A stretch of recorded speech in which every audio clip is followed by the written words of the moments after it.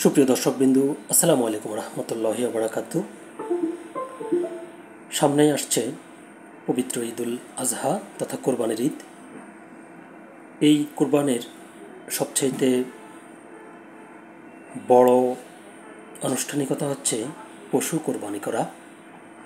তো এই কোরবানি করা পশুর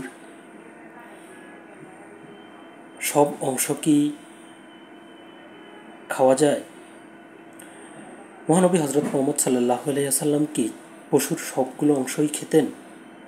যদিও গরু একটি হালাল প্রাণী, কিংবা যেসব প্রাণী দিয়ে পবিত্র কোরবানি করা হয় সবগুলোই হালাল, কিন্তু এই হালাল পশুর শরীরের প্রতিটি অংশ মহানবী হজরত মুহাম্মদ সাল্লাল্লাহু আলাইহি ওয়াসাল্লাম ভক্ষণ করতেন না।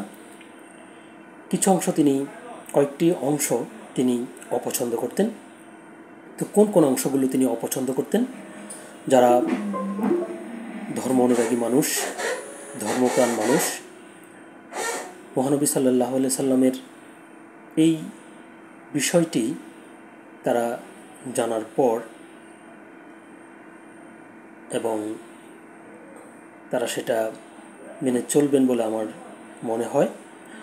তো এ নিয়ে দৈনিক জনকণ্ঠে একটি খবর প্রকাশিত হয়েছে, যার শিরোনাম করেছে তারা, মহানবী সাল্লাল্লাহু আলাইহি ওয়াসাল্লাম পশুর যেসব অংশ খেতে অপছন্দ করতেন।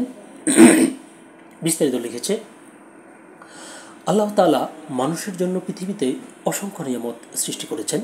এর মধ্যে হালাল প্রাণীসমূহ অন্যতম এক বিশেষ অনুগ্রহ। পৃথিবীর বিস্ময়কর বৈচিত্র্যময় প্রাণীদের মাঝে কিছু প্রাণী এমন আছে যেগুলো মহান আল্লাহ নির্দিষ্টভাবে মানুষের আহার ও পুষ্টির জন্য সৃষ্টি করেছেন। এই হালাল প্রাণীগুলো শুধু মানুষের ক্ষুধা নিবারণের জন্য নয়, বরং একটি সুস্থ, সবল ও পরিপূর্ণ জীবন যাপনের জন্য প্রয়োজনীয় পুষ্টি সরবরাহ করে।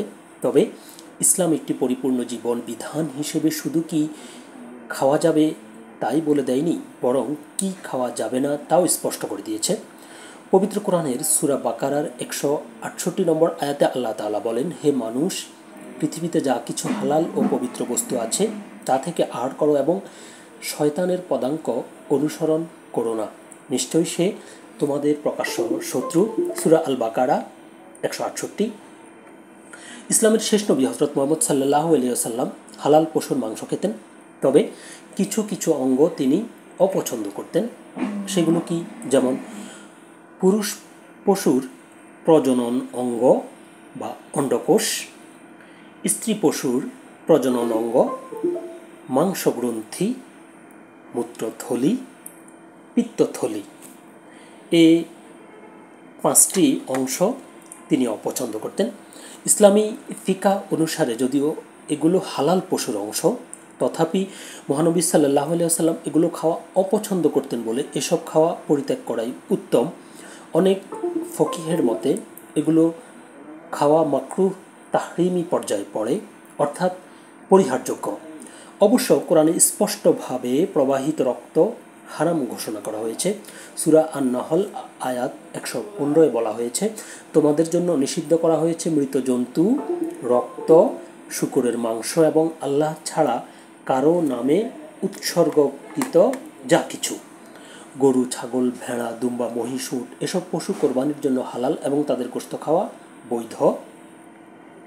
তবে উপরের অঙ্গগুলো খাওয়া থেকে বিরত থাকা উত্তম ও সুন্নাহ সম্মত। ইসলাম আমাদের শরীর ও আত্মার উভয়েরই পবিত্রতা নিশ্চিত করতে চায়, তাই হালাল প্রাণীর মাঝে থেকেও কোন অংশ খাওয়া যাবে আর কোনটি এড়িয়ে চলা উচিত তা স্পষ্ট করে দেওয়া হয়েছে কোরআন ও হাদিসে।